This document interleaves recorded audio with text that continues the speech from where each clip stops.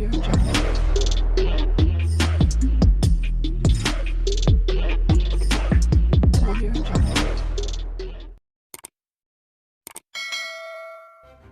kasih kerana memilih channel ini. Sebelum kita mulakan video ini, sila pertimbangkan untuk menekan butang like, share dan subscribe dan aktifkan butang lonceng anda agar anda sentiasa mendapat info-info percuma pada setiap hari dari channel kami. Dan tinggalkan komen anda kerana komen anda amatlah dihargai.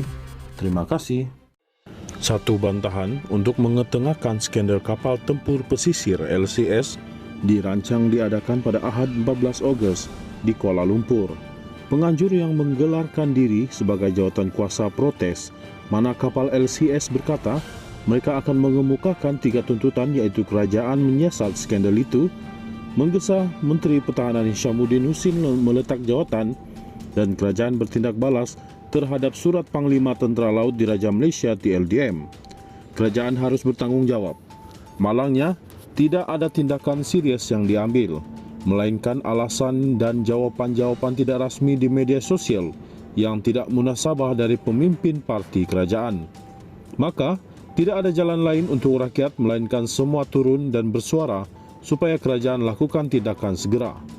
Jawatan kuasa protes mana kapal LCS juga menyeru semua pimpinan parti politik badan bukan kerajaan dan juga wakil-wakil masyarakat sivil untuk menyertai protes ini. Kehadiran anda adalah bukan sahaja mencerminkan solidariti untuk rakyat, tetapi menggambarkan budaya politik baru yang mengangkat ketulusan dan integriti pentadbiran, kata penganjur pada satu kenyataan hari ini. Bagaimanapun tidak jelas siapa di belakang jawatan kuasa penganjur bantahan ini, namun ia dikongsi dengan wartawan dalam kumpulan WhatsApp muda bersama petugas media. Tunjuk perasaan itu dijadualkan berlangsung pada jam 2 petang di Kompleks Beli Belah Sogo. Pada 4 Ogos, Jawatan Kuasa Kira-Kira Wang Negara PSC mengeluarkan laporan siasatannya mengenai projek LCS. Antara lain, laporan itu mengaitkan Presiden UMNO Ahmad Zahid Hamidi sebagai orang yang bertanggungjawab menukar reka bentuk LCS yang tidak diminta pihak TLDM sebagai pengguna akhir. PSC juga menyimpulkan terdapat banyak penyelewengan dalam projek yang menyebabkan kelewatan penghantaran dan subkontraktor tidak dibayar.